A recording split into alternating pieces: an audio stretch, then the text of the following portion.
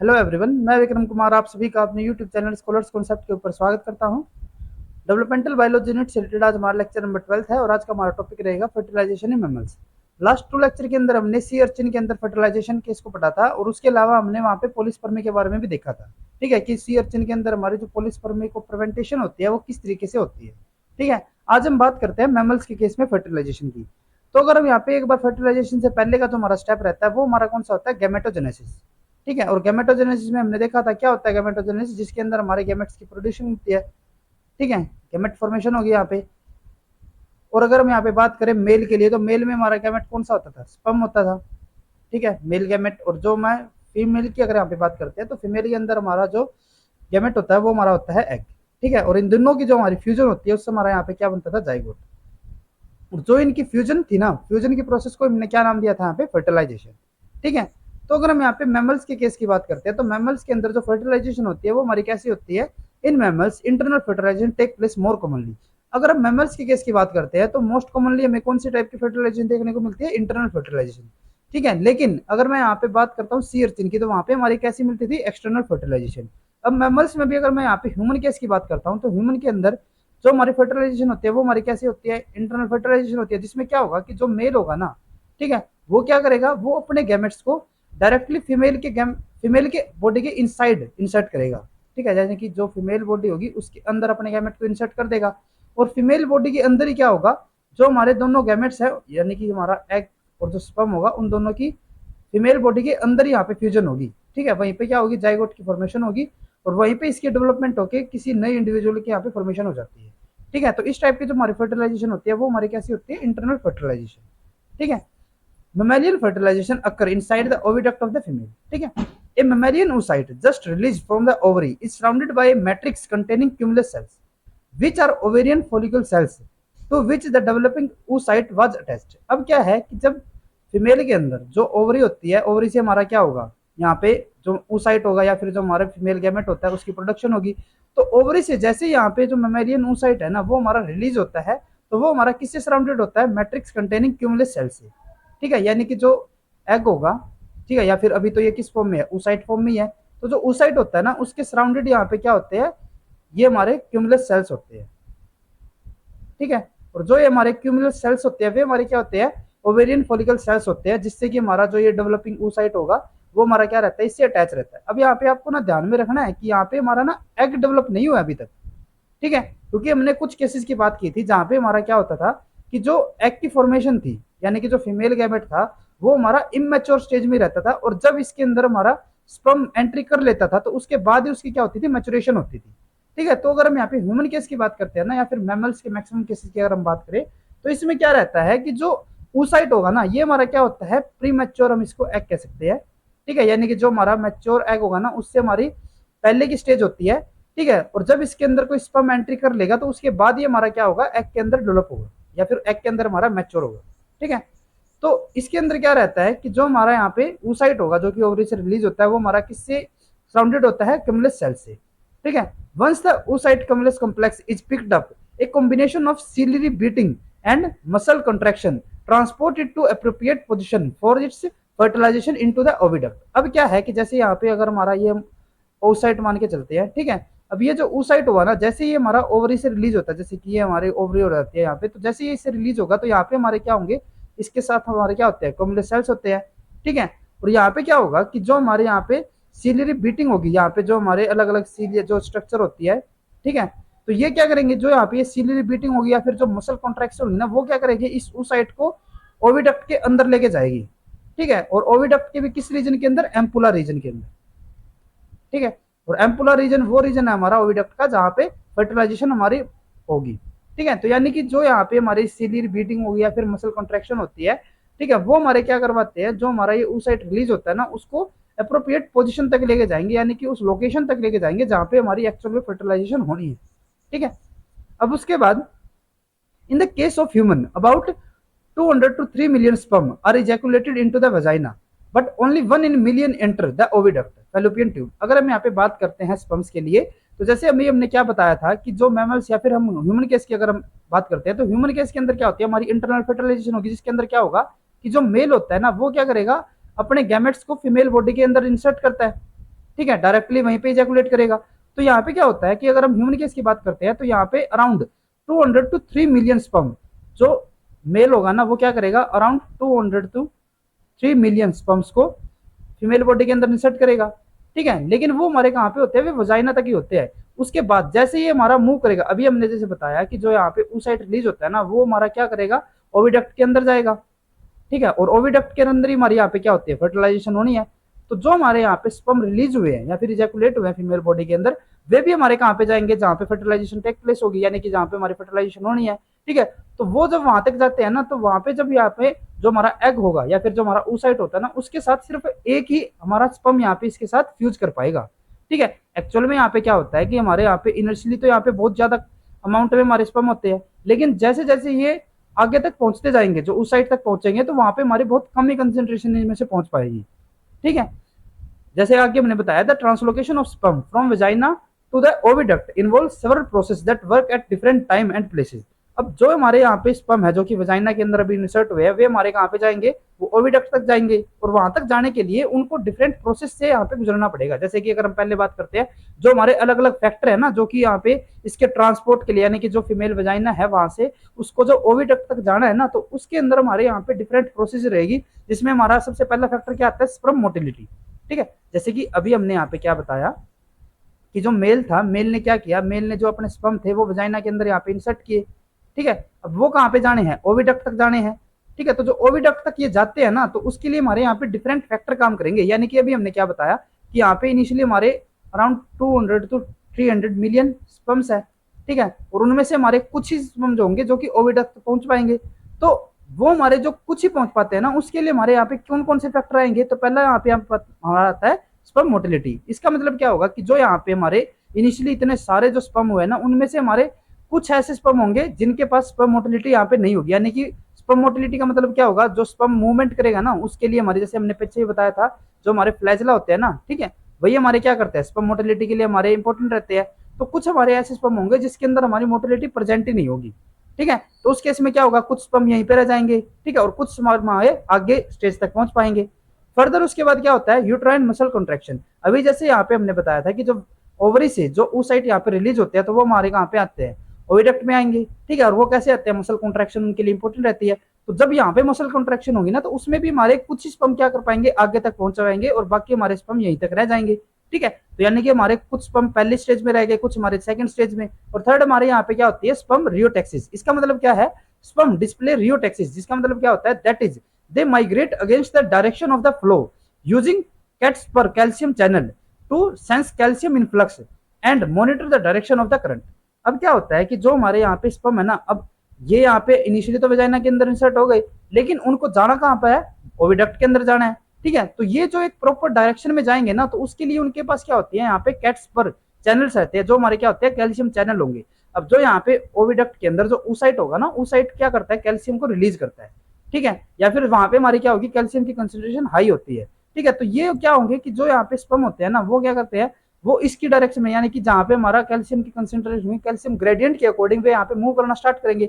अब जो हमारे यहाँ पे कुछ तो स्पर्म मोटिलिटी की वजह से हमारे पीछे रह गए थे, कुछ हमारे यहाँ पे कॉन्ट्रैक्शन की वजह से पीछे रह गए थे, और कुछ स्पर्म ऐसे भी होंगे जो कि यहाँ पे जिनके जो कैल्शियम चैनल होगा वो प्रॉपरली फंक्शन नहीं करेगा, तो जिसकी वजह से वो ओविडक्ट की तरफ हमारे मूवमेंट नहीं कर पाएंगे। तो इसी वजह से अगर हम यहाँ पे फाइनल स्टेज के अंदर देखेंगे, तो हमारे यहाँ पे जो हमारे इनिशियली 200 टू 300 मिलियन स्पर्म्स थे, वो हमारे उनमें से कुछ स्पर्म यहाँ पे ओविडक्ट तक पहुंच पाएंगे। ठीक है, और उसके बाद भी हमारे यहाँ पे क्या होगी, फर्दर इनकी यहाँ पे क्लासिफिकेशन होगी, यानी कि उनमें से भी हमारे सिर्फ एक ही स्पर्म ऐसा होगा जो कि आखिर में जाके oocyte के साथ फ्यूजन कर पाएगा। ठीक है, तो अगर हम यहाँ पे बात करते हैं हमारे नेक्स्ट टॉपिक कैपिस्टेशन की, अभी जैसे हमने पीछे भी बताया था आपको कि जो स्पर्म बनते हैं ना, ठीक है, वो हमारे बन तो जरूर जाते हैं, लेकिन वे हमारे कैसे होते हैं, इमेच्योर स्टेज में होते हैं। ठीक है, यानी कि जो हमारे स्पर्म होंगे ना, वे हमारे मोटिलिटी तो शो कर सकते हैं, मूवमेंट तो वो शो कर देंगे। ठीक है, लेकिन जो ये स्पर्म होंगे ना, वे अभी एग के साथ या फिर oocyte के साथ फ्यूजन के लिए हमारे रेडी नहीं होते। ठीक है, यानी कि वे हमारे oocyte के साथ यहाँ पे फ्यूज नहीं हो पाएंगे, और उससे पहले इसको क्या करना पड़ेगा, जो ये स्पर्म हमारे इमेच्योर स्टेज में है, पहले इनको मैच्योर करना पड़ेगा। ठीक है, और उसको हमने क्या कहा था, स्पर्म मैचुरेशन। ठीक है, और ह्यूमन के केस में या फिर मैमल्स के केस में हम इसको क्या बोलते हैं, कैपिस्टेशन। यानी कि जो स्पर्म फीमेल बॉडी के अंदर यानी कि वेजाइना के अंदर यहाँ पे इंसर्ट हुए हैं या फिर मेल बॉडी से हमारे इजैकुलेट हुए हैं, वे हमारे कैसे होते हैं, इमेच्योर होंगे, ठीक है। और वो अभी उस साइड के साथ यहाँ पे फर्टिलाइजेशन नहीं कर पाएंगे। उनको फर्टिलाइजेशन करने से पहले एक स्टेज से गुजरना पड़ता है, वो हमारी क्या होती है, कैपिस्टेशन, या फिर हम उसको स्पर्म मैचुरेशन भी कह सकते हैं। ये हमारी फाइनल स्टेज होगी। जैसे ही जो हमारे स्पर्म होते हैं वो कैपिस्टेशन से हमारे पार हो जाते हैं, तो वो उस साइड के साथ फ्यूजन करने के लिए तैयार हो जाते हैं, ठीक है। As we have studied, newly ejaculated sperm can not fertilize an egg as they are immature, ठीक है। The cells of the oviduct induce the sperm to mature. अब जो यहाँ पे ओविडक्ट रीजन होता है ना, ठीक है, वो हमारा क्या करता है, स्पर्म की मैचुरेशन के लिए हमारे हेल्पफुल रहेगा, ठीक है। वहां पे हमारे क्या होंगे, जो ओविडक्ट रीजन होता है ना, वहां पे क्या होता है, स्पर्म की मैचुरेशन होगी या फिर कैपिस्टेशन होती है, ठीक है। And mammalian sperm complete their development in the female oviduct and this process is called as the capacitation. जो यहाँ पे स्पर्म मैचुरेशन प्रोसेस होती है ओविडक्ट के अंदर, उसी को हम क्या नाम देते हैं, कैपिस्टेशन, ठीक है। तो इसके अंदर क्या होता है, the sperm undergo capacitation to perform following function.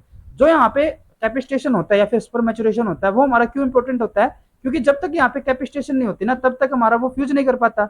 और कैपिस्टेशन से हमारी यहाँ पे क्या क्या प्रोसेस होती है, recognize the signal that will guide them to the egg. अभी हमने जैसे पीछे बताया था कि जो स्पर्म होंगे ना, वो हमारे क्या होते हैं, जैसे कि मल्टीपल स्पर्म हो गए। अब इनको जाना कहाँ पे है, उस साइट के अंदर हमारे यहाँ पे जो जो हमारा यहाँ पे ओविडक्ट के अंदर, सॉरी, यहाँ पे क्या होगा, हमारा oocyte होता है। तो इसको इस डायरेक्शन में जाना है ना, तो ये जो डायरेक्शन होगी ना इसकी, रियोटैक्सिस वाली, जैसे हमने बताया था, या फिर एक ग्रेडियंट के अकॉर्डिंग जो हमारे मूव करते हैं ना, तो उसके लिए हमारे यहाँ पे कैपिस्टेशन जरूरी होता है। अगर यहाँ पे कैपिस्टेशन नहीं होगा ना, तो ये हमारे एक ग्रेडियंट के अकॉर्डिंग या फिर ग्रेडियंट के फ्लो में यहाँ पे ये मूव नहीं कर पाएंगे, ठीक है। तो इसीलिए हमारा क्या होता है कि recognizing the signal that will guide them to the egg, यानी कि सिग्नल्स को रिकॉग्नाइज करने के लिए यहाँ पे हमारे क्या होता है, कैपिस्टेशन इंपॉर्टेंट होता है। और अगर हमारा किसी स्पर्म के अंदर कैपिस्टेशन नहीं होता है, तो वो हमारा यहाँ पे मूवमेंट नहीं शो कर पाएगा, यानी कि वो फर्दर आगे जाके फ्यूज भी नहीं हो पाता, ठीक है। सेकंड, यहाँ पे हमारा अगर हम कैपिस्टेशन की इंपॉर्टेंस की बात करें, तो वो क्यों जरूरी होता है, अंडरगोइंग द एक्रोसोमल रिएक्शन। पीछे भी जैसे हमने बताया था कि जो हमारे यहाँ पे स्पर्म होता है, स्पर्म की जो टिप होती है, हेड टिप कहेंगे जिसको, वो हमारा क्या होता है, एक्रोसोम होता है। और एक्रोसोम के अंदर हमारे यहाँ पे क्या होते हैं, डिफरेंट हमारे प्रोटीन्स और एंजाइम्स होते हैं, ठीक है, जिसको हम क्या कहते हैं, एक्रोसोमल प्रोटीन्स या फिर एंजाइम्स, ठीक है। और जब हमारे यहाँ पे एक्रोसोमल रिएक्शन होती है ना, तो उसमें क्या होता है कि जो यहाँ पे एक्रोसोम रीजन की जो मेम्ब्रेन होगी, वो हमारे यहाँ पे बस्ट हो जाती है, जिसकी वजह से जो एक्रोसोमल प्रोटीन्स होंगे वे हमारे क्या हो जाते हैं, रिलीज हो जाते हैं, ठीक है। और ये हमारे जो एक्रोसोमल प्रोटीन्स या फिर रिलीज होते हैं, वे हमारे किसके लिए इंपॉर्टेंट थे, जो हमारे यहाँ पे फ्यूजन होगी ना उस साइट के साथ, उसके लिए इंपॉर्टेंट होते हैं। क्योंकि वो क्या करते हैं, वो यहाँ पे एक पाथ प्रोवाइड करवाएंगे, ठीक है। जो यहाँ पे हमारी क्यूमुलस सेल्स होंगी, ठीक है, उनके थ्रू ये क्या करवाएंगे, अगर हम मैमल्स के केस की बात करें, तो ये जो यहाँ पे हमारे क्यूमुलस सेल्स है ना, उनके बीच में से हमारे ये क्या करवाते हैं, एक रास्ता यहाँ पे बनाएंगे, ठीक है। तो अगर यहाँ पे हमारी एक्रोसोमल रिएक्शन नहीं होगी, तो यानी कि यहाँ पे ये आगे मूव नहीं कर पाएंगे और फ्यूज नहीं कर पाएंगे। और उसके लिए हमारा क्या इंपॉर्टेंट होता है, यहाँ पे स्पर्म कैपिस्टेशन। देन उसके बाद थर्ड हमारे यहाँ पे इंपॉर्टेंस आती है fusing with the egg cell membrane. अगर हम एग सेल मेम्ब्रेन की बात करें, तो उसके साथ अगर फ्यूजन करवानी है, तो उससे पहले यहाँ पे स्पर्म का कैपिस्टेशन होना जरूरी है। Capacitation is possibly initiated by the release of cholesterol from the sperm cell membrane which is caused by the protein in the female reproductive tract. तो अगर हम यहाँ पे जैसे कि बात करते हैं, ये हमारा यहाँ पे ओविडक्ट रीजन हो जाता है, ठीक है। और ओविडक्ट रीजन के अंदर यहाँ पे क्या होता है, oocyte होता है, ठीक है। तो oocyte के अंदर अगर मैं यहाँ पे कंप्लीट जो फीमेल रिप्रोडक्टिव ट्रैक्ट है, तो इसके अंदर हमारे कुछ स्पेसिफिक प्रोटीन्स होंगे, ठीक है। ये जैसे कि यहाँ पे कुछ प्रोटीन्स होंगे, और ये हमारा कौन सा रीजन होता है, फीमेल रिप्रोडक्टिव ट्रैक्ट। तो फीमेल रिप्रोडक्टिव ट्रैक्ट के अंदर जो हमारे यहाँ पे प्रोटीन्स होते हैं ना कुछ स्पेसिफिक, तो जैसे यहाँ पे स्पर्म जो होंगे वो इन प्रोटीन्स के कॉन्टेक्ट में आएंगे, तो क्या होगा कि जो यहाँ पे हमारे स्पर्म्स होते हैं ना, उसकी सेल मेम्ब्रेन से हमारे यहाँ पे क्या रिलीज होते हैं, हमारे कुछ यहाँ पे कोलेस्ट्रॉल रिलीज होंगे, ठीक है। और जो ये कोलेस्ट्रॉल होते हैं ना, वही हमारे किसके लिए इंपॉर्टेंट रहते हैं, जो हमारे यहाँ पे स्पर्म की कैपिस्टेशन होनी है, ठीक है। तो यानी कि अगर यहाँ से हमारे कोलेस्ट्रॉल रिलीज नहीं होंगे, तो वहाँ पे स्पर्म की कैपिस्टेशन यहाँ पे नहीं हो पाएगी, ठीक है। और जो ये कोलेस्ट्रॉल रिलीज हो रहे हैं, वे हमारे किससे हो रहे हैं, जो यहाँ पे फीमेल रिप्रोडक्टिव ट्रैक्ट के अंदर हमारे जो डिफरेंट प्रोटीन्स है उनके थ्रू, ठीक है। अब क्या होता है, कोलेस्ट्रॉल रिफ्लक्स, यानी कि जो कोलेस्ट्रॉल है उसकी जो आउटवर्ड मूवमेंट रहती है, is followed by the unmasking of the receptor on the sperm that allow the binding to the zona pellucida and prepare the acrosome for the acrosomal reaction. अब क्या रहता है कि जैसे हमारे यहाँ से एक्रोसोमल जो हमारा पोर्शन था, वहां से हमारे जो कोलेस्ट्रॉल थे उनके रिलीज होता है, तो रिलीज होने के बाद क्या होगा, ये जो हमारे कोलेस्ट्रॉल होंगे ना, वे हमारे oocyte के पास जाएंगे। अब जो यहाँ पे oocyte होता है ना, oocyte के अंदर हमने क्या बताया था, यहाँ पे हमारे ऊपर कम्युलस लेयर होती है, ठीक है। तो ये क्या करेंगे, जो कोलेस्ट्रॉल होंगे ना, वो हमारे कम्युलस लेयर से होते हुए जो यहाँ पे हमारा oocyte होगा, oocyte के ऊपर अगर हम मैमल्स की केस की बात करें, तो वहां पे हमारा क्या होता है, जोना पेलोसिडा होता है। अगर हम सी अर्चिन की बात कर रहे थे तो वहां पे हमारा क्या होता था, वहां पे व्हाइट लाइन मेम्ब्रेन होती थी, लेकिन यहाँ पे हमारी व्हाइट लाइन मेम्ब्रेन की जगह क्या होता है, जोना पेलोसिडा होता है। ठीक है, तो यहाँ पे क्या होगा कि जो हमारे यहाँ पे कोलेस्ट्रॉल रिलीज होते हैं ना, तो वो क्या करेंगे, वे हमारे जाते हैं यहाँ पे जोना पेलोसिडा के पास, और जोना पेलोसिडा के अंदर जो जोना पेलोसिडा के ऊपर जो यहाँ पे हमारे रिसेप्टर्स होंगे। ठीक है, अब जो यहाँ पे जोना पेलोसिडा होगा ना, उसके पास यहाँ पे क्या होगा, रिसेप्टर्स होंगे। ठीक है, तो जो ये रिसेप्टर होंगे ना, वे हमारे क्या हो जाएंगे, अनमास्किंग हो जाएगी उनकी, और अनमास्किंग के बाद ये क्या होगा कि जो स्पर्म यहाँ पे पहुंचेगा ना, ठीक है, उसके साथ ये क्या कर लेंगे, बाइंडिंग शो कर पाएंगे। ठीक है, cholesterol released from the sperm cell membrane allow the influx of bicarbonate ion and calcium ion into the sperm, which activate the adenylate kinase that convert the ATP into CAMP। अब क्या होता है कि जो यहाँ पे कोलेस्ट्रॉल रिलीज हुआ है ना, कोलेस्ट्रॉल की या फिर इफ्लक्स हुई है, तो वो हमारा क्या करता है, जो स्पर्म की सेल मेम्ब्रेन होगी, वहां से हमारा बाइकार्बोनेट और कैल्शियम आयन का इन्फ्लक्स करवाएगा। ठीक है, और जिससे क्या होगा, जो यहाँ पे सेल में जो स्पर्म सेल होगा उसके अंदर हमारे जो एडेनाइलेट काइनेज होंगे, वो हमारे क्या हो जाएंगे, एक्टिवेट हो जाएंगे, और वो क्या करेंगे, जो एटीपी होगा वो हमारे सीएमपी के अंदर कन्वर्ट कर देंगे। ठीक है, यानी कि जो यहाँ पे कोलेस्ट्रॉल का इफ्लक्स हुआ है, उससे हमारा क्या होगा, इन्फ्लक्स होगा किसका, बाइकार्बोनेट एंड कैल्शियम आयन का, और वो हमारे क्या करेंगे, एक्टिवेट करेंगे किसको, एडेनाइलेट काइनेज को, और वो क्या करेगा, हमारा एटीपी टू सीएमपी कन्वर्जन करवा देगा। ठीक है, और जो हमारे यहाँ पे सीएमपी होता है ना, वो क्या करता है, CMP ultimately causes the phosphorylation of sperm protein which leads to the sperm capacitation. और जो यहाँ पे हमारा सीएमपी होगा, ठीक है, जो यहाँ पे हमारा क्या हुआ है, एडेनाइलेट की एक्टिविटी से हमारा एटीपी से बना है। ठीक है, तो जो ये सीएमपी होता है ना, वो क्या करता है, स्पर्म के अंदर जो डिफरेंट प्रोटीन्स होंगे उनकी फॉस्फोराइलेशन करवा देगा और उनको एक्टिवेट कर देगा, जो हमारे क्या करवाएंगे, स्पर्म कैपिटेशन करवाएंगे। ठीक है, तो जैसे कि आप इस डायग्राम के अंदर भी देख सकते हो, इनिशियली हमारा यहाँ पे क्या हुआ कि जैसे कि ये हमारा स्पर्म सेल की मेम्ब्रेन हो गई। ठीक है, तो स्पर्म सेल मेम्ब्रेन से हमारे यहाँ पे क्या होता है, कोलेस्ट्रॉल का इफ्लक्स होगा। जैसे ही इनका इन्फ्लक्स होगा, ठीक है, तो यहाँ पे क्या होगा, इसकी वजह से हमारे यहाँ पे जो कोलेस्ट्रॉल एक्सेप्टर होंगे, ठीक है, वो हमारे क्या कर देंगे, जो स्पर्म सेल मेम्ब्रेन के अंदर जो हमारे यहाँ पे कैल्शियम और बाइकार्बोनेट के लिए हमारे जो चैनल्स होंगे उनको एक्टिवेट कर देंगे, जिससे कि हमारे कैल्शियम और बाइकार्बोनेट आयन की इन्फ्लक्स होगी। ठीक है, यानी कि ये क्या करेंगे, जो सेल मेम्ब्रेन होगी, ठीक है, उसके थ्रू जो स्पर्म सेल है उसके अंदर एंटर कर जाएंगे। ठीक है, इनकी एंट्री से क्या होता है कि जो यहाँ पे बाइकार्बोनेट होगा ना, वो हमारा, और उसके अलावा जो यहाँ पे कैल्शियम आयन होगा, ये दोनों ही मिलके जो हमारे यहाँ पे CaCy होता है ना, प्रोटीन, उसको एक्टिवेट कर देंगे। ठीक है, और ये हमारा क्या होता है, ये हमारा एडेनाइलेट साइक्लेजी होता है। ठीक है, ये हमारा क्या होगा, एडेनाइलेट काइनेज।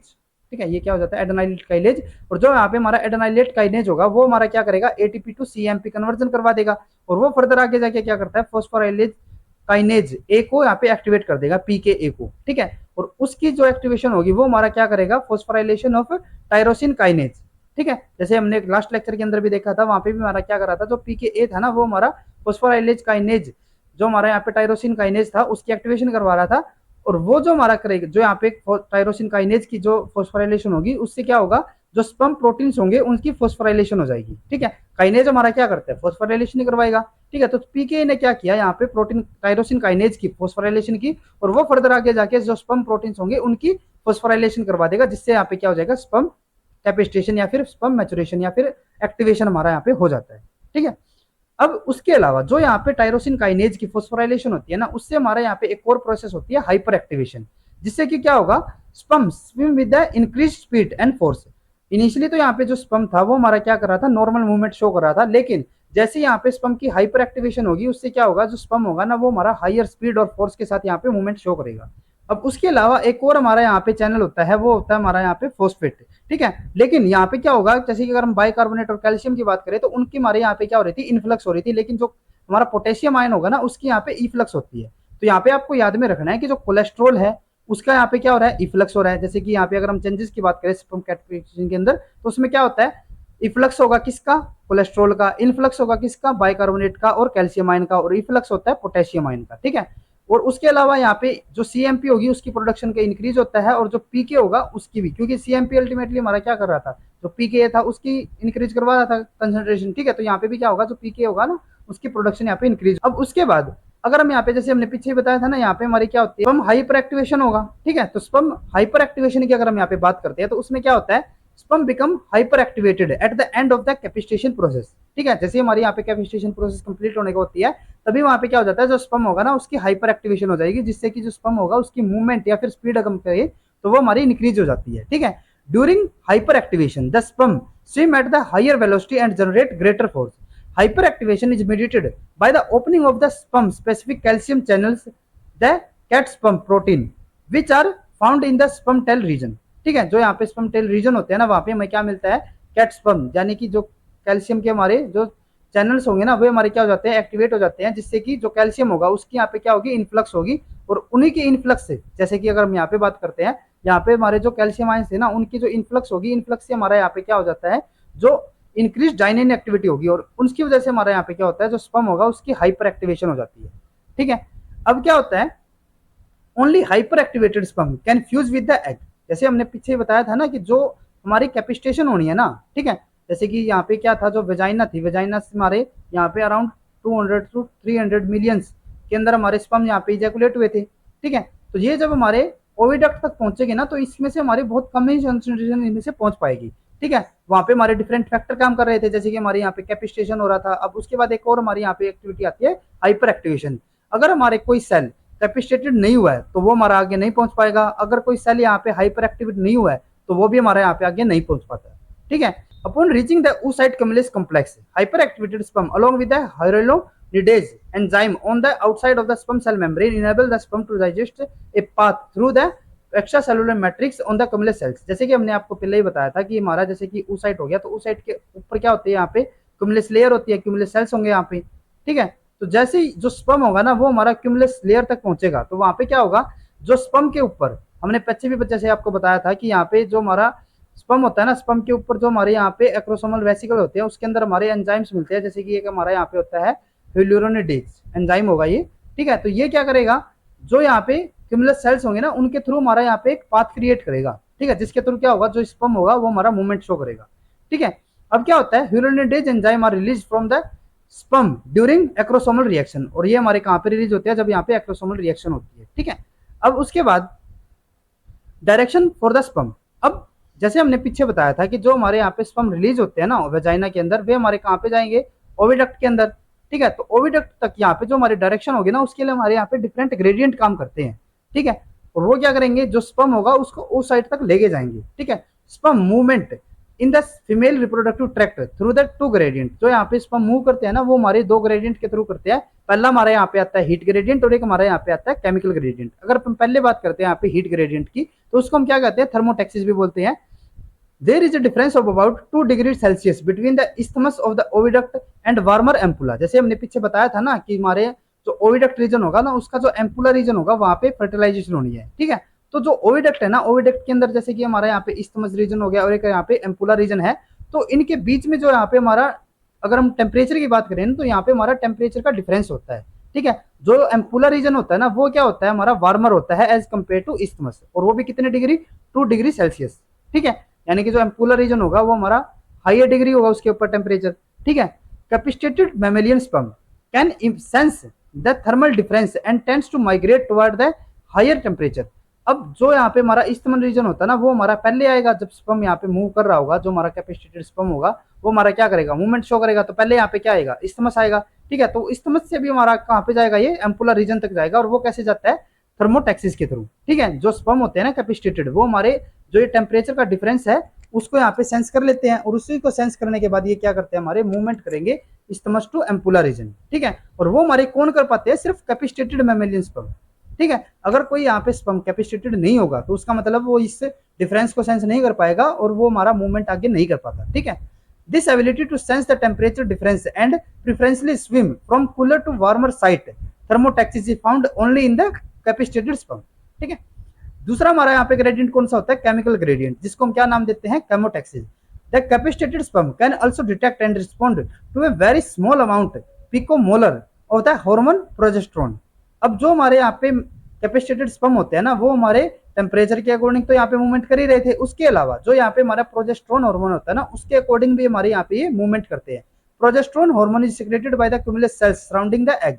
जो यहाँ पे एग होता है ना, या फिर हमारा oocyte होता है, वहां पे क्या होता है, उसके चारों तरफ जो हमारे क्यूमुलस सेल्स थे, वे हमारे प्रोजेस्टेरोन हार्मोन को रिलीज करवाएंगे। तो इसका मतलब क्या होगा, जहाँ पे हमारा oocyte होगा वहां पे हमारे, क्योंकि वहां पे हमारे क्यूमुलस सेल्स है, तो यानी कि वहां पे हमारे जो प्रोजेस्टेरोन हार्मोन होगा उसकी कंसंट्रेशन हमारी हाई होती है। ठीक है, और जो हमारे यहाँ पे कैपिस्टेटेड स्पर्म होते हैं ना, वे हमारे मूवमेंट शो करेंगे फ्रॉम लोअर हार्मोन या फिर lower progesterone to higher progesterone, यानी कि वो कहाँ पे मूव करेंगे, जो भी हमारा यहाँ पे oocyte होगा उसकी तरफ, ठीक है, क्योंकि वहां पे हमारी हायर कंसंट्रेशन है हार्मोन की, ठीक है। तो ये हमारी दो टाइप की मूवमेंट या फिर हमारी दो टाइप की डायरेक्शन के लिए हमारे इंपॉर्टेंट रहते हैं। उसके बाद नेक्स्ट हमारे यहाँ पे आती है acrosomal reaction. After entering the ampulla of the oviduct the capacitated sperm undergo the acrosomal reaction. जैसे यहाँ पे जो हमारे स्पर्म होंगे, जो कि हमारे कैपिस्टेटेड स्पर्म होंगे, ठीक है, वे हमारे एम्पुला रीजन के अंदर पहुंचते हैं, तो वहां पे उनके अंदर क्या होगी, एक्रोसोमल रिएक्शन होगी। As the sperm goes closer to the egg, a higher level of progesterone is found on egg, which induce the acrosomal reaction. अब अगर यहाँ पे हम एक्रोसोमल रिएक्शन की इंडक्शन की बात करें तो उसको इंड्यूस कौन करता है, जो यहाँ पे हमारा oocyte होगा, तो oocyte के ऊपर हमारी क्या होगी, अभी जैसे हमने बताया था कि यहाँ पे हमारे क्यूमुलस सेल्स होते हैं, तो क्यूमुलस सेल्स से हमारे क्या होते हैं, प्रोजेस्टेरोन रिलीज होते हैं, तो यानी कि यहाँ पे हमारी जो प्रोजेस्टेरोन का लेवल होगा वो हमारा हायर होगा, ठीक है। तो जैसे ही जो हमारे यहाँ पे स्पर्म होंगे कैपिस्टेटेड स्पर्म, वो हमारे इसकी तरफ मूव करते जाएंगे, तो जो यहाँ पे हमारी प्रोजेस्टेरोन लेवल होगा वो भी हमारा इंक्रीज होता जाएगा, ठीक है। और जब ये हमारे बिल्कुल इसके क्लोज आ जाते हैं, तो वहां पे हमारा जो प्रोजेस्टेरोन लेवल होगा वो हमारा थ्रेशोल्ड से ऊपर चला जाता है, जिससे कि हमारा क्या होगा, यहाँ पे एक्रोसोमल रिएक्शन इंड्यूस हो जाती है, ठीक है। It is believed that the progesterone might trigger the release of protein kinase A from the sperm cell membrane. ऐसा माना गया है कि जो यहाँ पे हमारी हाई लेवल ऑफ प्रोजेस्टेरोन है वो हमारा क्या करवाता है, ट्रिगर कराएगा किसको, रिलीज ऑफ प्रोटीन काइनेज ए, ठीक है, किससे, स्पर्म सेल मेम्ब्रेन से। Release of protein kinase A allow the cell membrane to activate the sperm specific cation sign। अब क्या होता है कि जो हमारे यहाँ पे प्रोटीन काइनेज ए रिलीज हुए है ना, वो हमारा क्या करवाता है, जो हमारे सेल मेम्ब्रेन होगी उसके अंदर हमारे जो स्पेसिफिक कैटाइन चैनल्स होंगे उनको एक्टिवेट कर देगा, ठीक है।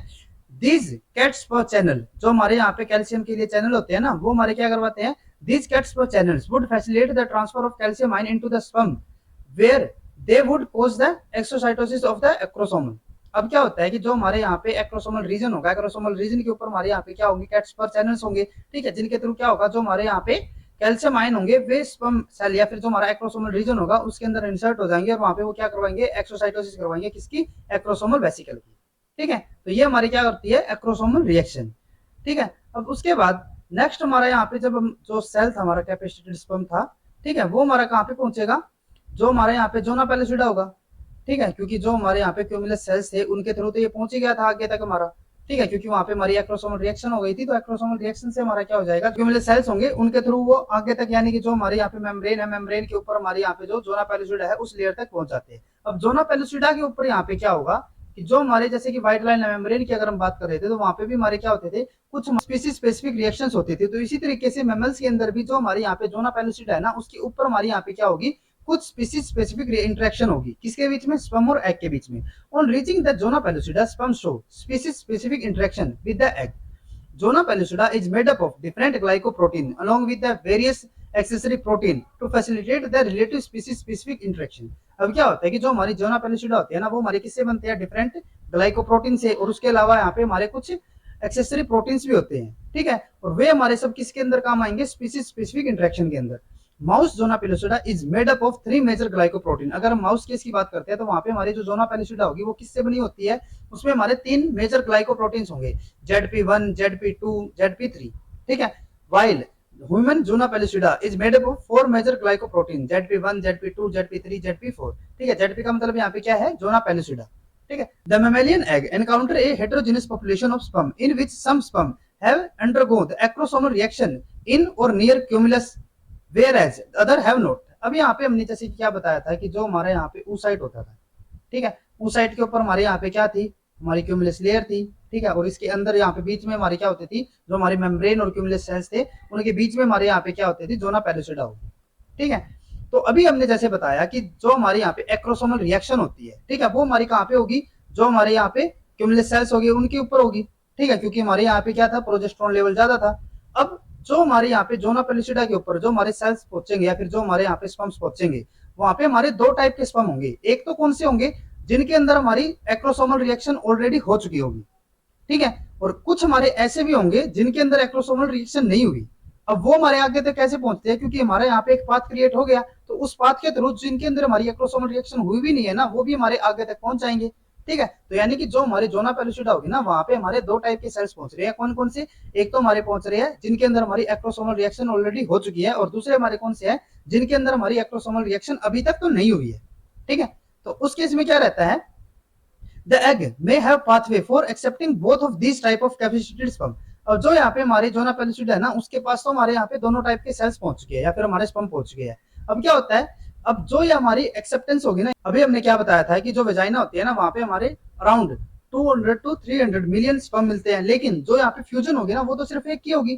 ठीक है, अब उन 200 या 300 मिलियन में से हमारे कुछ सेल्स अभी यहाँ पे पहुंच चुके हैं, जो हमारी जोना पेलिसिडा होगी उस लेयर तक पहुंच चुके हैं, लेकिन उनमें से भी हमारा सिर्फ एक ही यहाँ पे फ्यूजन कर पाएगा। ठीक है, तो यहाँ पे जो फ्यूजन होगी ना, अभी हमने जैसे बताया कि हमारे यहाँ पे दो टाइप की सेल्स हैं, तो यहाँ पे फ्यूज हमारे दोनों टाइप के सेल हो सकते हैं, यानी कि उन दोनों में से हमारा कोई भी सेल यहाँ पे फ्यूज हो सकता है, जिनकी यहाँ पे ऑलरेडी कैपिस्टेशन हो चुकी है, या फिर हमारी यहाँ पे जो एक्रोसोमल रिएक्शन है, सॉरी, वो हमारी हो चुकी है, या फिर उनके अंदर हमारी अभी तक एक्रोसोमल रिएक्शन नहीं हुई है। तो दोनों ही सेल हमारे यहाँ पे फ्यूज हो सकते हैं, उनमें से कोई एक भी। लेकिन क्या होता है, इन वन पाथवे यहाँ पे हमारे दो टाइप के सेल है ना, एक तो हमारे कौन से है, जिनके अंदर हमारी जो हमारे केमिकल सेल्स थे उनके अंदर उनकी एक्रोसोमल रिएक्शन हो चुकी थी, दूसरे कौन से थे, जिनके अंदर नहीं हुई थी। ठीक है, तो यहाँ पे हमारे दो अलग अलग पाथवे काम करेंगे। एक पाथवे उनके लिए काम करेगा जिनके अंदर हमारी ऑलरेडी यहाँ पे कैपेसिटी जो हमारी एक्रोसोमल रिएक्शन है वो हमारी हो चुकी है, और दूसरे हमारे ऐसे सेल्स के लिए जो कि हमारे यहाँ पे उनके अंदर एक्रोसोमल रिएक्शन नहीं हुई है। यहाँ पे हम सपोज करके चलते हैं कि जो सेल्स के अंदर हमारी यहाँ पे एक्रोसोमल रिएक्शन ऑलरेडी हो चुकी है, तो वो हमारे क्या से यहाँ पे फ्यूज कर सकते हैं। In one pathway sperm that have undergo the acrosomal reaction binds directly to the ZP2। अभी जैसे हमने यहाँ पे बताया कि हमारे यहाँ पे डिफरेंट ग्लाइकोप्रोटीन होंगे। ठीक है, तो यहाँ पे जो स्पर्म ऐसे हैं जिनके अंदर हमारी एक्रोसोमल रिएक्शन ऑलरेडी हो चुकी है, तो वो हमारे क्या करेंगे, वो डायरेक्टली जाके ZP2 के ऊपर बाइंड हो जाएंगे। दूसरे हमारे कौन से सेल थे जिनके अंदर हमारी अभी तक एक्रोसोमल रिएक्शन नहीं हुई थी, तो उसके अंदर क्या होता है, while sperm with the intact acrosome, यानी कि उनके अंदर अभी तक हमारी एक्रोसोमल रिएक्शन नहीं हुई है, तो वो क्या करते हैं, वो हमारा दूसरे पाथवे के थ्रू यहाँ पे फ्यूज कर सकते हैं। कैसे, adopt second pathway and bound to the ZP3, यानी कि जो ऐसे हमारे स्पर्म है जिनके अंदर यहाँ पे हमारी एक्रोसोमल रिएक्शन अभी तक नहीं हुई है, तो उसके क्या करेंगे, वे जो हमारे स्पर्म होंगे ना, वे हमारे इनिशियली जाके कहाँ पे बाइंड करेंगे, ZP3 के ऊपर। ठीक है, और वह फिर क्या करेंगे, विच कोज द एक्रोसोमल रिएक्शन, जब जैसे ये जो हमारे इंटैक्ट एक्रोसोम वाले जो स्पर्म थे वे हमारे ZP3 के ऊपर बाइंड करेंगे, तो वहां पे बाइंड करने के बाद उनके अंदर क्या होगी, एक्रोसोमल रिएक्शन होगी, और एक्रोसोमल रिएक्शन के बाद वो क्या करेंगे, and sperm bind is then transfer to the ZP2, और उसके बाद वो वहां पे कहां पे जाएंगे, हमारे जो हमारा ZP होगा वहां। ठीक है, यानी कि जिनके अंदर हमारी ऑलरेडी एक्रोसोमल रिएक्शन हो चुकी थी, वे तो हमारे डायरेक्टली कहां पे गए, ZP2 के ऊपर। लेकिन किन्हीं के अंदर अगर हमारी यहाँ पे एक्रोसोमल रिएक्शन नहीं हुई थी, तो वे इनिशियली हमारे कहां पे जाएंगे, ZP3 के ऊपर, और उसके बाद वो कहां पे जाएंगे, ZP2 के पास। ठीक है, ZP3 पे वहां पे क्या हो जाएगी, जिनके अंदर हमारे इंटैक्ट एक्रोसोम है, वहां पे हमारे यहाँ पे एक्रोसोमल रिएक्शन हो जाएगी। ठीक है, अब उसके बाद when sperm reaches the oocyte and fuse with it, the cortical granule release the protein that digests the portion of ZP2 and ZP3, making them non-functional, which prevent the any further sperm entry। अब क्या होता है कि जो हमारे यहाँ पे ZP2 था ना, ZP2 के थ्रू क्या हुआ था, ये जो हमारे स्पर्म थे वे हमारे मेम्ब्रेन के ऊपर पहुंच गए थे, और मेम्ब्रेन के थ्रू क्या हो जाते हैं, जो हमारा सेल होगा या फिर जो एग सेल होगा उसके अंदर एंट्री कर जाएंगे। तो जैसे हमारे यहाँ पे फर्स्ट स्पर्म की एंट्री हो जाती है एग के अंदर, तो उसके बाद क्या होता है कि हमारे यहाँ पे जो कोर्टिकल ग्रेनुल्स होंगे, जैसे कि हमने सियरसिन के केस में भी देखा था, वहां पे हमारे कोर्टिकल ग्रेनुल्स मिलते थे। ठीक है, तो जैसे ही हमारे यहाँ पे फर्स्ट स्पर्म एग के अंदर एंट्री कर जाएगा, तो उसके बाद यहाँ पे हमारे कोर्टिकल ग्रेनुल्स रिलीज हो जाएंगे। ठीक है, और जो ये हमारे रिलीज कोर्टिकल ग्रेनुल्स होंगे, ठीक है, वो क्या करवाएंगे, जो हमारे यहाँ पे ZP2 और ZP3 था ना, उसको यहाँ पे क्लीव करवा देंगे। ठीक है, उसको डाइजेस्ट करवा देंगे, जिससे कि क्या हो जाएगा कि ये जो हमारे ZP2 और ZP3 थे वे हमारे यहाँ से रिलीज भी हो सकते हैं, या फिर वे हमारे नॉन फंक्शनल हो जाएंगे। ठीक है, और अभी हमने जैसे बताया कि जो हमारे यहाँ पे स्पर्म एंट्री करेगा वो किसके थ्रू करेगा, ZP2 के थ्रू करेगा। ठीक है, तो अगर हमारे यहाँ से ZP2 ही अगर हम यहाँ पे रिमूव कर देते हैं, तो ये यहाँ पे फर्दर हमारी और कोई भी स्पर्म इसके अंदर एंट्री नहीं कर पाएगा। ठीक है, और ये अल्टीमेटली हमारा किसको प्रिवेंट कर रहा है, जो हमारी पॉलीस्पर्मी होती थी। Two acrosomal proteins acrosin and MMP2 matrix metalloproteinase 2 are important for the movement of sperm through the zona pellucida. अब जो हमारी यहाँ पे जोना पेलिसिडा होगी ना, उसके थ्रू जो यहाँ पे मूवमेंट होगी, उसके लिए हमारे यहाँ पे दो एक्रोसोमल प्रोटीन इंपोर्टेंट रहेंगे। कौन कौन से, एक तो हमारा एक्रोसिन और एक हमारा यहाँ पे होता है MMP2। अगर हम पहले बात करते हैं MMP2 की, तो वो हमारा क्या होता है, is a protein that digest the extracellular matrix and may be responsible for the digesting a pathway to the oocyte। ठीक है, यानी कि जो हमारे यहाँ पे डाइजेशन होगी ना जोना पेलिसिडा सेल्स की, वो हमारे कौन करवाता है, MMP2। Acrosin may bind to the zona pellucida after MMP2 and keeping the sperm in a channel it create. और जो हमारे यहाँ पे एक्रोसिन होगा वो क्या करेगा, जो स्पर्म होगा उसको इस पाथवे के अंदर रखे जाएगा। ठीक है, यानी कि वो हमारा MMP2 के बाद काम करेगा। पहले MMP2 यहाँ पे एक पाथ क्रिएट करेगा और उसको यहाँ पे रखेगा कौन, एक्रोसिन। ठीक है, जैसे कि आप यहाँ पे भी देख सकते हो। अभी जैसे हमने क्या बताया था कि यहाँ पे जो हमारे स्पर्म आएंगे ना वो हमारे दो टाइप के आ सकते हैं, एक तो हमारे वे सेल्स आएंगे या फिर हमारे वे स्पर्म आएंगे जिनके अंदर हमारी एक्रोसोमल रिएक्शन ऑलरेडी हो चुकी होगी, और दूसरे यहाँ पे कौन से आएंगे जिनके अंदर हमारी एक्रोसोमल रिएक्शन नहीं हुई होगी। ठीक है, जब वे जनरल पेलिसिडा के ऊपर पहुंचते हैं तो यहाँ पे हमारा जो फर्स्ट पाथवे होता है, फर्स्ट पाथवे किन लिए होगा, जिनके अंदर हमारी एक्रोसोमल रिएक्शन ऑलरेडी हो चुकी होगी, तो वे कहाँ पे जाके बाइंड करेंगे, ZP2 के ऊपर बाइंड करेंगे, और ZP2 के ऊपर बाइंड करने के बाद वो क्या करेंगे, movement through the general pellucida. ठीक है, और वो हमारे कौन कौन करवाते हैं, MMP2 एंड एक्रोसिन। ठीक है, सेल मेम्ब्रेन फ्यूजन। ठीक है, और जिससे क्या हो जाएगी, फर्टिलाइजेशन हो जाएगी, और उसके बाद यहाँ पे क्या होता है, कॉर्टिकल ग्रैन्युल्स रिएक्शन होगी। ठीक है, और जिसके थ्रू क्या होता है कि जो हमारे यहाँ पे प्रोटीन्स हो गया, फिर जो हमारे कॉर्टिकल ग्रैन्युल्स के जो यहाँ पे कंटेंट होगा वो हमारा कहाँ पे रिलीज हो जाएगा, एग मेम्ब्रेन के ऊपर। ठीक है, और एग मेम्ब्रेन पे पहुंचाने के बाद वो क्या करेगा, जो जोना पेलिसिडा के ऊपर हमारे ZP2 और ZP3 थे उनको इनएक्टिवेट कर देगा, जिससे कि हमारे यहाँ पे फर्दर स्पर्म की बाइंडिंग यहाँ पे हमारी प्रिवेंट हो जाएगी और पॉलीस्पर्मी हमारे यहाँ पे रोक सकते हैं। ठीक है, दूसरा यहाँ पे हमारा पाथवे किन के लिए था, जिनके अंदर हमारी एक्रोसोम जो था वो हमारी अभी भी इंटैक्ट थी, यानी कि उनके अंदर अभी तक हमारी एक्रोसोमल रिएक्शन नहीं हुई थी, तो वे हमारे इनिशियली कहाँ पे बाइंड होते थे, ZP3 के ऊपर। ZP3 पे पहुंचने के बाद उनके अंदर एक्रोसोमल रिएक्शन होगी, जिसके बाद एक्रोसोम रिएक्टेड स्पर्म होंगे वो। ठीक है, और जो ये हमारे एक्रोसोम रिएक्टेड स्पर्म होंगे वे अब फर्दर जाके कहाँ पे बाइंड होते हैं, ZP2 के ऊपर। अब उसके बाद नेक्स्ट हम यहाँ पे बात करते हैं गैमेटिक फ्यूजन की। ठीक है, in mammals the side of the sperm head make the contact with the egg, not the sperm tip. अब अगर हम यहाँ पे बात करें कि जो मैमल्स होते हैं ना, मैमल्स के अंदर जो यहाँ पे हमारा मेम्ब्रेन की फ्यूजन होगी ना, जैसे कि ये हमारा स्पर्म हो गया, स्पर्म के साथ हमारे यहाँ पे एग हो गया। ठीक है, तो जो यहाँ पे इन दोनों की फ्यूजन होगी ना, वो हमारी यूं नहीं है कि हमारा जो स्पर्म की टिप होगी वो इसके साथ जाके बाइंड होती है, बल्कि जो यहाँ पे स्पर्म होगा, स्पर्म हेड का जो साइड रीजन होगा ना, वो क्या करेगा, एग के साथ हमारा कॉन्टेक्ट में आएगा। ठीक है, इनिशियली जो यहाँ पे कॉन्टेक्ट होगा। ठीक है, acrosome reaction expose the inner acrosomal membrane to the outside. ठीक है, the junction between the inner acrosomal membrane and the sperm cell membrane is called the equatorial region. This fusion appear to involve several proteins, two of which are isomo acrosomal membrane protein and juno an oocyte membrane protein. अब यहाँ पे क्या होता है कि जो हमारे यहाँ पे जंक्शन बनता है ना, जो हमारा इनर एक्रोसोमल मेम्ब्रेन होगा और जो स्पर्म सेल मेम्ब्रेन है, उनके बीच का जो हमारा यहाँ पे जंक्शन होगा उसको हम क्या नाम देते हैं, इक्वेटोरियल रीजन।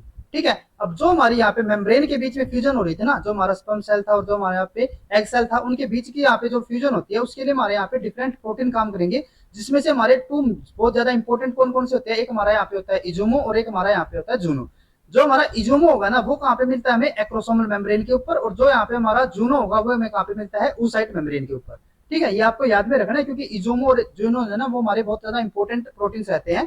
ठीक है, और वो हमें कहाँ पे मिलते हैं, इजोमो में एक्रोसोमल मेम्ब्रेन, और जो जूनो होगा वो में oocyte मेम्ब्रेन के ऊपर। ठीक है, these protein bind together and appear to recruit other protein to make the adhesion and fusion complete. Mutation in either juno and isomo block fertilization. अगर हमारे जूनो और अजूनो के अंदर अगर किसी के अंदर भी हमारी यहाँ पे म्यूटेशन हो जाती है तो वहाँ पे हमारी फर्टिलाइजेशन नहीं हो पाएगी। ठीक है, sperm bound to the region of the egg where actin polymerized to extend microvilli to the sperm. अब जो हमारा यहाँ पे स्पर्म होगा ना, इनिशियली देखो यहाँ पे क्या होता है कि जैसे कि ये हमारे स्पर्म सेल हो गया। ठीक है, स्पर्म सेल के ऊपर हमारे यहाँ पे क्या होते हैं, इजोमो सेल्स होंगे, इजोमो प्रोटीन्स होंगे, सॉरी। ठीक है, अब ये हमारे यहाँ पे मेम्ब्रेन हो जाती है एग के लिए। ठीक है, एग की मेम्ब्रेन के ऊपर हमारे यहाँ पे क्या होती है, ये हमारी माइक्रोविलाई होती है ये कुछ। ठीक है, और ये हमारी माइक्रोविलाई किससे बनती है, ये हमारी माइक्रोविलाई बनती है एक्टिन से, एक्टिन की पोलिमराइजेशन से। ठीक है, जैसे कि हमने सीयरसिन के अंदर भी देखा था, वहां पे हमारे क्या हो रहे थे, माइक्रोविलाई बन रहे थे, एक्टिन पोलिमराइजेशन होने के बाद वहां पे हमारे माइक्रोफिलामेंट बन रहे थे। तो इसी तरीके से यहाँ पे भी क्या होता है, जो स्पर्म होगा या फिर जो एग होगा, उन दोनों के अंदर हमारी एक्टिन माइक्रोफिलामेंट की फॉर्मेशन होगी। ठीक है, और जो यहाँ पे हमारे स्पर्म के ऊपर जो यहाँ पे जो हमने इजोमो सेल्स को यहाँ पे डिनोट किया है। ठीक है, ये हमारे कौन से हो जाते हैं, इजोमो। ठीक है, तो ये क्या करेंगे, जो यहाँ पे एग मेम्ब्रेन होगी उसके ऊपर हमारे ये जो माइक्रोविलाई है ना, उसके पास हमारे यहाँ पे क्या होते हैं, ये हो गए हमारे जूनो सेल। ठीक है, तो ये क्या करते हैं, ये एक दूसरे को यहाँ पे आइडेंटिफाई करेंगे, रिकॉग्नाइज करेंगे। ठीक है, और ये हमारी कैसी रिएक्शन होती है, स्पीसीज स्पेसिफिक इंटरेक्शन। ठीक है, तो इस केस में क्या होता है कि जैसे ये एक दूसरे को आइडेंटिफाई करेंगे कि ये हमारे सेम स्पीसीज के ही स्पर्म और एग है। ठीक है, तो यहाँ पे इन दोनों के बीच में फ्यूजन हो जाता है और उसके बाद हमारे यहाँ पे जो स्पर्म होगा वो इसके अंदर एंट्री कर जाएगा। ठीक है, प्रिवेंशन टू पॉलीस्पर्मी। अगर हम यहाँ पे पॉलीस्पर्मी की प्रिवेंशन की बात करें तो मैमल्स के अंदर, in mammals no electrical fast block to polyspermy has yet been detected. अब क्या है कि जो यहाँ पे हमारे मैमल्स के केस में होता है ना, जैसे कि अगर हम सी अर्चिन के केस की बात कर रहे थे तो वहाँ पे हमारे दो टाइप के पॉलीस्पर्मी की प्रिवेंशन के मेथड थे, एक हमारा था फास्ट ब्लॉक और एक हमारा होता था स्लो ब्लॉक। लेकिन अगर मैमल्स की केस की बात करते हैं तो यहाँ पे हमें फास्ट ब्लॉक देखने को नहीं मिलता। Mammals egg show only slow block to polyspermy which involve the cortical granules reaction. जो हमारे यहाँ पे मैमल्स का केस है वहां पे हमें क्या मिलेगा, सिर्फ स्लो फ्लो की देखने को मिलता है, और उसके अंदर हमने देखा था कि वहां पे हमारे कोर्टिकल ग्रैन्युल्स इन्वॉल्व हो रही थी। ठीक है, when cortical ग्रैन्युल्स fuse with the egg cell membrane, they release the protein digestive enzyme that modify the zona pellucida protein such that they can no longer bind to sperm. One of these cortical granules proteinase is ovostasin. अब जो हमारे यहाँ पे cortical granules थे ना, वे उन्होंने क्या किया, खुद के कंटेंट जो था वो हमारा एग मेम्ब्रेन के थ्रू यहाँ पे रिलीज कर दिया। ठीक है, और जब हमारा cortical granules रिएक्शन होती है, यानी कि जो उनका कंटेंट होगा वो हमारा रिलीज होता है, तो उसके अंदर हमारा एक प्रोटीएज होता है ओवास्टेसिन। ठीक है, ये बहुत ज्यादा इंपॉर्टेंट है, तो ये आपको याद में रखना है। तो जो हमारे यहाँ पे ओवास्टेसिन होता है ना, वो हमारा कहां से रिलीज हुआ है, कोर्टिकल ग्रेन्यूल से। ठीक है, और जो हमारे ये ओवास्टेसिन होना है वो क्या करेगा, जो हमारे यहाँ पे ZP2 होता था ना, ठीक है, उसको यहाँ पे क्लीव कर देगा, यानी कि उसको यहाँ से रिमूव कर देगा। और हमने देखा था कि जो हमारी फर्टिलाइजेशन हो रही थी या फिर जो हमारी फ्यूजन हो रही थी, उसके लिए हमारा यहाँ पे ZP2 इंपॉर्टेंट था। ठीक है, तो जैसे ही हमारे यहाँ पे ओवास्टेसिन बाहर आएगा तो वो क्या कर देगा, ZP2 को यहाँ से रिमूव कर देगा। ठीक है, from the zona pellucida, and zona pellucida loses its ability to bind to sperm. ठीक है, Indeed, polyspermy occur more frequently in mouse eggs bearing mutant ZP2 that cannot be cleaved by the ovostasin. अब अगर हमारा कोई case लेके चलते हैं जिसके अंदर हमारा जो ZP2 है ना वो हमारा म्यूटेटेड है, और म्यूटेटेड होने की वजह से वो क्या कर रहा है, वो हमारा ओवोस्टेसिन से अब क्लीव नहीं हो पा रहा। ठीक है, तो यानी कि हमारा ZP2 यहीं पे रह जाएगा, और अगर ZP2 वहीं पे रह जाएगा तो उससे हमारी यहाँ पे पोलिस्पर्मी होने के ज्यादा चांसेस रहेंगे।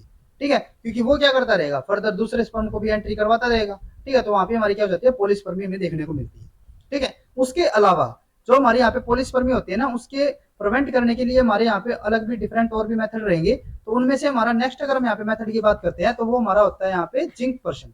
उसके अंदर क्या होता है, zinc ion also play an important role in preventing polyspermy.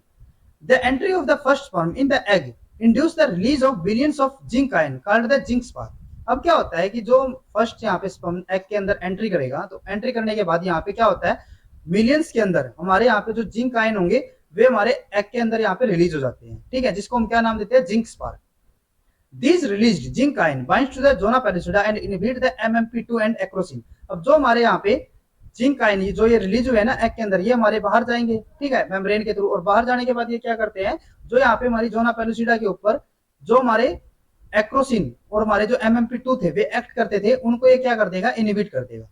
ठीक है, और इनिबिशन की वजह से क्या होगा, हमारा यहाँ पे जो पाथवे जो हमारे यहाँ पे MMP2 और एक्रोसिन थे वे क्या कर रहे थे, जो यहाँ पे जोना पेलुसिडा होती थी उसके थ्रू स्पर्म की मूवमेंट करवा रहे थे। अब अगर इन दोनों को ही हम यहाँ पे इनएक्टिवेट कर देते हैं तो उसकी वजह से जो स्पर्म होगा वो अंदर एंटर नहीं कर पाएगा, जिसकी वजह से जो हमारे यहाँ पे फर्दर कोई भी स्पर्म की एंट्री यहाँ पे नहीं हो पाएगी। ठीक है, inhibition of MMP2 and acrosin prevent the sperm capacitation which ultimately prevent the further sperm entry due to non capacitation. ठीक है, in this way zinc accumulate around the zona pellucida and make a zinc shield which prevent the polyspermy. ठीक है, apart from this, as the sperm and egg membrane fuse, juno appear to be released from the oocyte cell membrane. अब जैसे हमारे यहाँ पे cell के अंदर जो स्पर्म होगा वो एंट्री करता है तो क्या करेगा, वहां पे हमारा जो जूनो होता था ना एग मेम्ब्रेन के ऊपर, वो भी हमारा यहाँ से रिलीज हो जाता है, जिसकी वजह से हमारा यहाँ पे फर्दर कोई भी इंटरेक्शन नहीं हो पाएगी और हमारे यहाँ पे जो फर्दर कोई भी स्पर्म की एंट्री नहीं हो पाती। ठीक है, as we have studied, juno is important to bind with the isomoprotein for proper fertilization. So removal of juno which leads to the failure of any further fusion of the sperm with the egg and prevent polyspermy. ठीक है, अब उसके बाद क्या रहता है, as we have studied in the sea urchin, the entry of the sperm into the egg cytoplasm leads to the release of calcium ion in the egg. It in a similar way calcium ion content increase the human egg through the phospholipase C. अब जैसे कि हमने sea urchin के case में पढ़ा था कि जैसे हमारा यहाँ पे एग के अंदर जो स्पर्म होगा वो एंट्री करता है तो उसके बाद वहां पे क्या होता है, जो हमारे कैल्शियम आयंस थे उनकी जो कंसंट्रेशन थी वो हमारी इंक्रीज हो जाती है, और वो हमारी क्या करती थी, जो हमारे यहाँ पे फर्दर सेल डिवीजन होती थी, ठीक है, या फिर जो फर्दर डेवलपमेंट होती थी एग की, वो हमारी कंटिन्यू हो जाती थी। ठीक है, तो इसी तरीके से अगर हम यहाँ पे बात करें मैमल्स के केस की, तो वहां पे भी क्या होगा कि जैसी उस साइड के अंदर यहाँ पे जो हमारा स्पर्म होगा वो एंट्री करेगा, तो एंट्री करने के बाद क्या होगा, यहाँ पे हमारी जो कैल्शियम आयन की कंसंट्रेशन होगी वो हमारी इंक्रीज हो जाती है, और वो हमारी किसके थ्रू होती है, फोस्फोलाइपेज सी के थ्रू। ठीक है, जैसे कि हमने सी अर्चिन के केस में देखा था। लेकिन यहाँ पे हमारा क्या होता है, however unlike sea urchin the human egg this PLC comes from the sperm. अब जो अगर हम यहाँ पे बात करें सी अर्चिन के केस की, तो वहां पे हमारा क्या होता था कि जो हमारा ये फोस्फोलाइपेज सी था ना वो हमारा एग का ही होता था। ठीक है, यानी कि जो हमारा PLC था वो हमारा किसका था, एग का ही था, वो हमारा स्पर्म से तो आया नहीं था। लेकिन अगर मैं मैमल्स के केस की बात करता हूँ या फिर अगर मैं पर्टिकुलर ह्यूमन केस की बात करता हूँ, तो वहां पे हमारा क्या होता है कि जो PLC होता है ना वो किसका होता है, स्पर्म का होगा। ठीक है। और जब यहाँ पे हमारा पीएलसी एक्टिवेट हो जाएगा, यानी कि स्पर्म की एंट्री के बाद ही हमारे यहाँ पे पीएलसी आया है, ठीक है। और जो ये पीएलसी आएगा ना, वो हमारा क्या कराएगा, कैल्शियम को यहाँ पे जो उसकी कंसेंट्रेशन थी उसको इनहेंस करेगा, और उसके बाद ही हमारे यहाँ पे फर्दर आगे की प्रोसेस कंटिन्यू कर पाएगी, ठीक है। Moreover this PLC turns out to be a soluble sperm PLC enzyme PLC zeta which is delivered to the egg by the gamete fusion, ठीक है। और उसी के बाद हमारे यहाँ पे क्या होती है, गैमेटिक फ्यूजन हो पाती है। As we have discussed in our previous lecture, when the mammalian sperm enter the oocyte, while the oocyte nucleus is arrested in the metaphase of its second meiotic division। अब हमने जैसे कि पहले भी आपको बताया था कि जो हमारा यहाँ पे oocyte था, ठीक है, जैसे कि ये oocyte हो गया, तो इसके अंदर हमने आपको बताया था कि जो हमारी यहाँ पे हैप्लॉइड न्यूक्लियस की फॉर्मेशन होनी थी ना, वो हमारी अभी तक नहीं होती, यानी कि जो हमारा यहाँ पे एग होगा ना, या फिर हमारा जो oocyte होगा, वो हमारा कैसा होगा, इमेच्योर होगा। और जब इसके साथ हमारा स्पर्म यहाँ पे एंट्री कर लेगा इसके अंदर, तो उसके बाद ही यहाँ पे क्या होती है कि इसकी यहाँ पे फर्दर आगे की हमारी जो म्यूटिक डिवीजन थी वो हमारी कंप्लीट हो पाती है, ठीक है। यानी कि जो यहाँ पे म्यूसिस हो रही थी ना, वो हमारी बीच में अरेस्टेड थी, ठीक है। और जब इसके साथ हमारा स्पर्म यहाँ पे इसके अंदर एंट्री कर लेता है, तो उसके बाद ही हमारी यहाँ पे जो म्यूटिक डिवीजन है वो हमारी कंप्लीट हो पाती है। और मैमल्स के अंदर वो हमारी कहाँ पे अरेस्ट होती थी, मेटाफेज के अंदर, ठीक है। और वो भी कौन से, सेकंड म्यूटिक डिवीजन के अंदर। जो हमारी म्यूसिस 2 होती है ना, म्यूसिस 2 के अंदर हमारी जो मेटाफेज होगा, उस स्टेज के ऊपर हमारी यहाँ पे जो डिवीजन थी वो हमारी अरेस्टेड होती है। और जब स्पर्म इसके अंदर एंट्री करता है, तो उसके बाद ही हमारी यहाँ पे जो म्यूसिस प्रोसेस है वो हमारी कंप्लीट हो पाती है, और उसके बाद ही हमारे यहाँ पे फ्यूजन होगा, ठीक है। Increase in calcium ion level activate the another kinase that leads to the proteolysis of cyclin and securin. अब जैसे ही हमारे यहाँ पे स्पर्म ने एंट्री की, तो एंट्री करने के बाद क्या था कि जो हमारे यहाँ पे कैल्शियम आयन की कंसेंट्रेशन थी वो हमारी इंक्रीज हो गई थी। और जो हमारी ये इंक्रीज कैल्शियम आयन की कंसेंट्रेशन थी, वो हमारी क्या करती है, हमारे यहाँ पे दो प्रोटीन्स होते हैं या फिर एंजाइम होते हैं, साइक्लिन एंड सेक्यूरिन, ठीक है। और जो हमारे ये एंजाइम्स होते हैं या फिर प्रोटीन्स है ना, वो हमारे क्या करते हैं, जो इनकी अरेस्टिस होती थी, ठीक है, जो हमारे यहाँ पे म्यूटिक डिवीजन की अरेस्ट था, उसके लिए हमारे ये रिस्पॉन्सिबल थे, ठीक है। तो यानी कि जो हमारे यहाँ पे फर्दर आगे प्रोसेस होगी ना, वो हमारी कब होगी, जब यहाँ पे हमारा स्पर्म एंट्री करेगा, एंट्री करने के बाद यहाँ पे जो कैल्शियम आयन की कंसेंट्रेशन है वो हमारी इंक्रीज हो जाएगी, और इंक्रीज के बाद ये क्या हो जाते हैं, जो हमारे साइक्लिन और सिक्यूरिन थे, वे हमारे यहाँ पे प्रोटीनोलाइटिक डिवीजन के थ्रू डिग्रेड हो जाएंगे, और इनकी डिग्रेडेशन से हमारी क्या होगी, the completion of meiosis and the establishment of mature female pronucleus. उसके बाद ही हमारे यहाँ पे क्या होती है, जो हमारी मियोसिस प्रोसेस है वो हमारी कंप्लीट हो पाती है, और वो हमारा क्या करेगा, जो स्पर्म होगा उसके साथ फ्यूज हो पाएगा। इसका मतलब क्या है कि जब यहाँ पे हमारा स्पर्म नहीं था, तो यहाँ पे हमारा कैल्शियम आयन नहीं था। कैल्शियम आयन नहीं होने की वजह से जो हमारे यहाँ पे साइक्लिन और सिक्यूरिन थे, वो जो ये म्यूसिस हो रही थी उसको यहाँ पे क्या कर रखा था, मेटाफेज के अंदर अरेस्ट करके रखा हुआ था। लेकिन जब यहाँ पे स्पर्म की एंट्री होगी, तो उससे हमारे यहाँ पे कैल्शियम आयन की कंसेंट्रेशन इंक्रीज हो जाएगी, जिससे हमारे साइक्लिन और सिक्यूरिन यहाँ पे डिग्रेड हो जाएंगे, और उससे क्या होगा, जो हमारी म्यूटिक डिवीजन अरेस्टेड फॉर्म में थी वो हमारी आगे कंटिन्यू फर्दर प्रोसीड हो जाएगी, ठीक है। The two pronuclei migrate toward each other on a microtubular belt produced from the oocyte tubulin by the centrosome of the male pronucleus, ठीक है। और उसके बाद यहाँ पे क्या होगा, after meeting the two nuclear envelope break down and gametic fusion take place। और जैसे हमारे ये एक दूसरे के पास आएंगे, तो उसके बाद यहाँ पे क्या हो जाएगा, जो हमारे मैच्योर यहाँ पे प्रोन्यूक्लियस होंगे, उनकी जो न्यूक्लियर मेम्ब्रेन होगी वो यहाँ पे डिग्रेड हो जाएगी, और डिग्रेड के बाद यहाँ पे क्या होगा, जो हमारे यहाँ पे गैमेट्स होंगे, वे हमारे यहाँ पे जो इनका न्यूक्लियर पोर्शन होगा वो एक दूसरे के साथ फ्यूज हो जाता है, और वो ये हमारी क्या होती है, यहाँ पे जाइगोट की फॉर्मेशन करेगी, ठीक है। और यहाँ पे क्या हो जाती है, हमारी जो फर्टिलाइजेशन प्रोसेस है वो हमारी कंप्लीट हो जाती है। तो आज के लेक्चर में बस इतना ही। नेक्स्ट लेक्चर के अंदर हम early development in C elegans के बारे में पढ़ेंगे। तो अगर आपको ये वीडियो यूजफुल लगी हो तो please like and share this video, और डेवलपमेंटल बायोलॉजी से रिलेटेड इसी तरीके के कॉन्सेप्ट्स करने के लिए please subscribe to YouTube channel Scholars Concepts. Thank you.